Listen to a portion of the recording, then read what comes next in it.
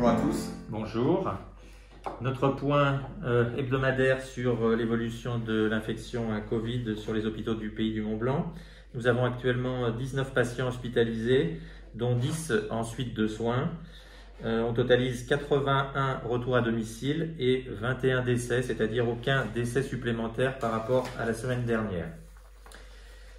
Un message à donner en cette semaine, après quelques jours de sortie du confinement.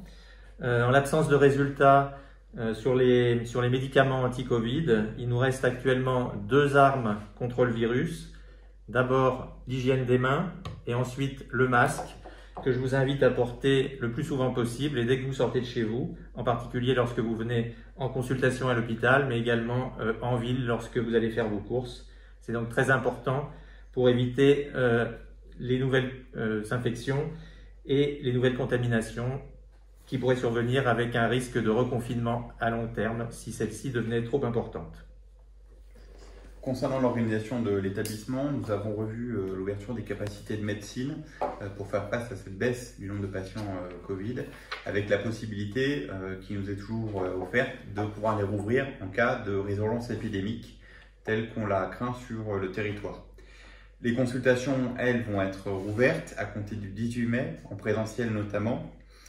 Il y aura toujours deux flux séparés ou des flux séparés pour les consultations afin que les patients atteints de Covid ne croisent pas les autres patients.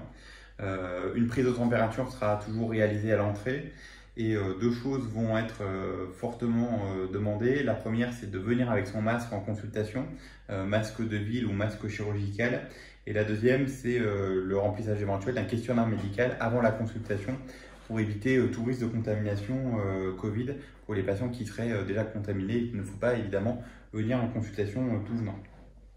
L'activité opératoire, elle, va nécessairement reprendre dans un rythme limité, en particulier sur les patients qui ne peuvent plus attendre, avec là encore des circuits particuliers qui seront mis en œuvre et une reprise des activités qui devaient avoir été réalisées pendant la crise et qui pourront être réalisées, en particulier les activités de chirurgie locale notamment. Enfin, et autre élément qui va changer, c'est la présence des accompagnants, puisque nous allons repenser le rôle des accompagnants dans l'hôpital, en particulier sur les unités de gynécologie obstétrique, avec la rouverture de la présence du père lors des consultations, là encore sous certaines conditions et à condition que le père ne développe pas de fièvre, et la présence du père également en unité de gynécologie obstétrique dans la chambre de la maman. Donc voilà ce qu'on va mettre en œuvre sur l'établissement.